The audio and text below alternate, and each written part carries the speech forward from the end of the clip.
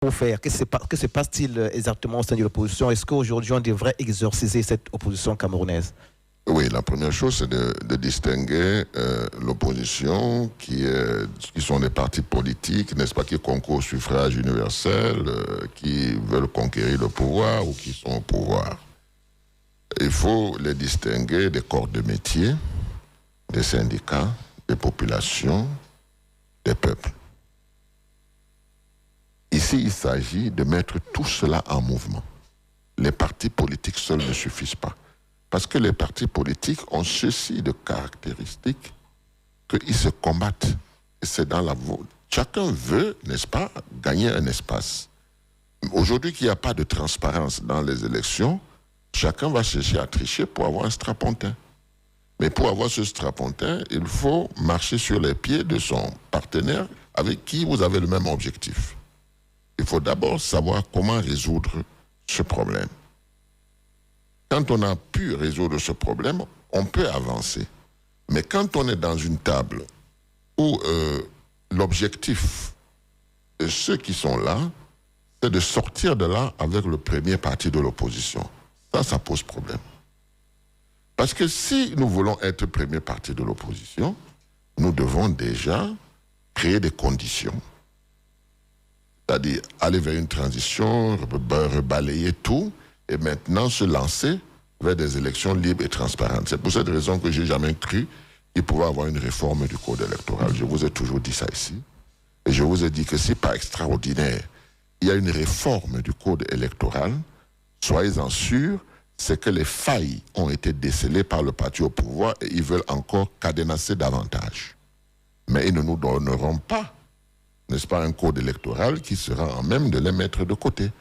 Ce n'est que le peuple qui peut le faire. Parce que moi, j'ai vu là où le peuple s'est mobilisé, le peuple a voté, le peuple a contrôlé, le peuple a sanctionné, et on a eu des résultats. Notre loi actuelle permet que ceux qui ont voté puissent assister au dépouillement. Qu'en sera-t-il si on fait la réforme du code électoral comme le demandent beaucoup de gens, et que c'est ça qu'on vient, on verrouille, on dit que quand vous avez voté, vous n'avez plus de droit de... Il y a les représentants des partis politiques qui sont là. Et quand il n'y aura pas les représentants des partis politiques, blackout total. Donc il faut se méfier. Quand on veut aller vers l'alternative, on crée des conditions, on crée un programme qui va renverser le système existant. On n'aménage pas un certain nombre de points. Ça se fait quand c'est à l'intérieur de ceux qui gouvernent. Parce qu'ils voient que ça ne marche pas, ils améliorent. Parce qu'ils voient qu'ils n'ont plus d'argent, ils augmentent le prix du carburant. Vous voyez, c'est un peu cela. Mais l'alternative, elle vient maintenant proposer quelque chose qui va résoudre les problèmes parce qu'on a consulté les ayants droit. On a consulté les enseignants, on a consulté les économistes, on a consulté les médecins. Et on propose donc une alternative. Mais cette alternative ne peut être solide que s'il y a un homme de mission. C'est pour ça que je disais que l'expérience des 30 ans que nous avons de notre opposition, chaque fois qu'on propose un leader, les autres ne sont pas d'accord.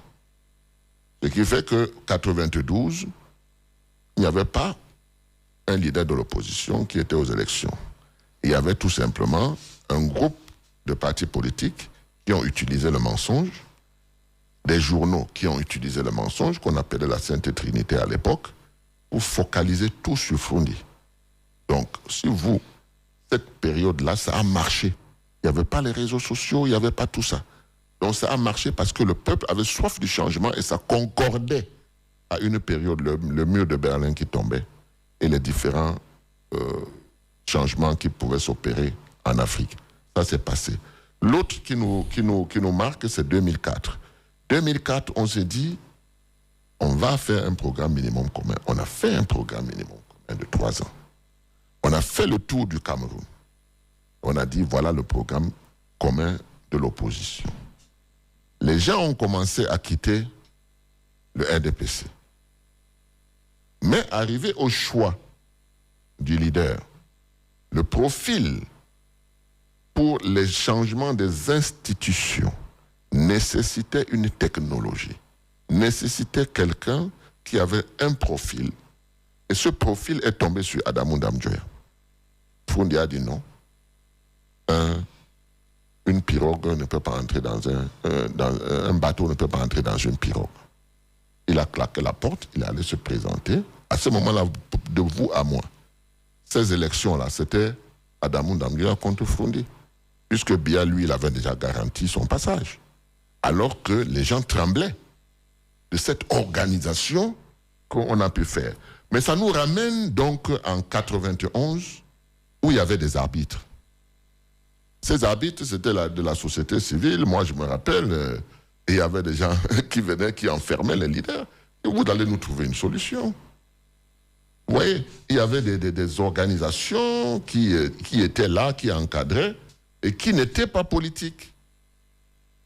Donc, ils étaient pour le changement. C'est pour ça que j'ai dit les corps de métier, par exemple. Vous croyez que les gens de l'OTS, là, n'ont pas des choses à proposer pour arranger l'éducation? Ils ont des choses à proposer.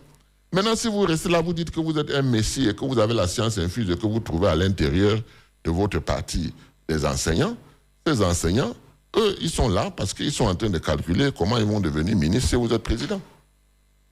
Parce qu'ils sont encore dans le logiciel du parti unique. Ils ne savent pas que la politique, c'est l'intérêt général.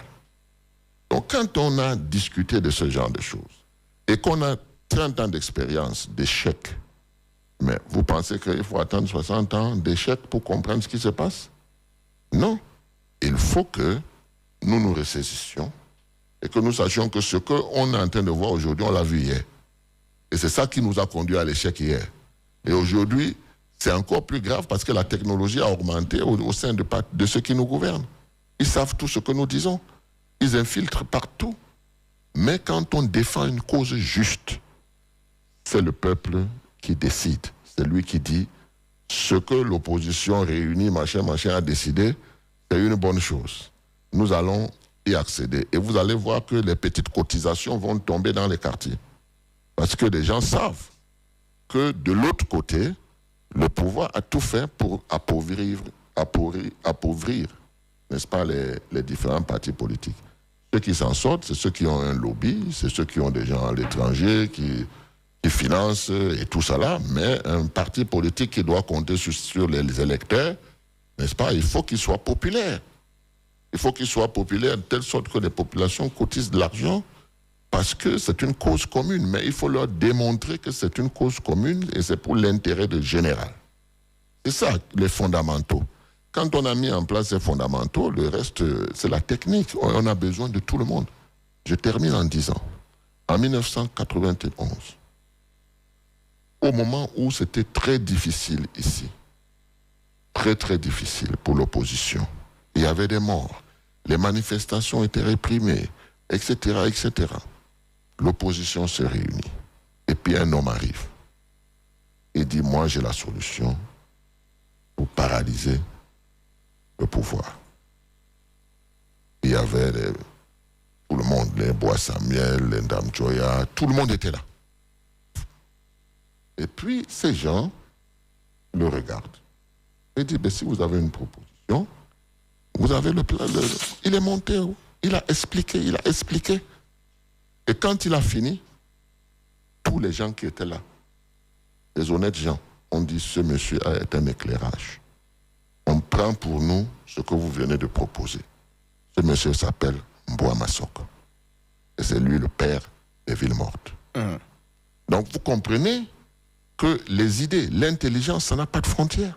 Quand vous apportez une idée, ça peut traverser votre maison, ça peut traverser votre village. Ça prend le Cameroun, ça va prendre l'Afrique, ça prend le monde. C'est ça. Mais bâtir l'avenir du Cameroun sur le messianisme, c'est creuser sa propre tombe. Parce que les Camerounais n'ont pas de déficit en intelligence. Ils sont à l'intérieur du Cameroun, ils sont à l'extérieur du Cameroun. L'essentiel, c'est de créer des conditions pour que cette intelligence, ces idées-là s'expriment et soient capitalisées afin de bâtir un programme qui sorte le Cameroun des problèmes que nous vivons aujourd'hui, parce que les gens sont fatigués, parce que les gens sont égoïstes, parce que les gens veulent tout pour eux, parce que les gens instrumentalisent leurs partis politiques, parce que tout ça est possible. Et moi, je peux vous garantir que si une idée est adoptée, on se met au travail, je peux vous garantir que dans les 6 mois prochains, la mutation peut être là dans le cœur des Camerounais qui doutent encore, parce que dans ce qui nous attend demain, le doute n'est pas permis. Docteur Marcel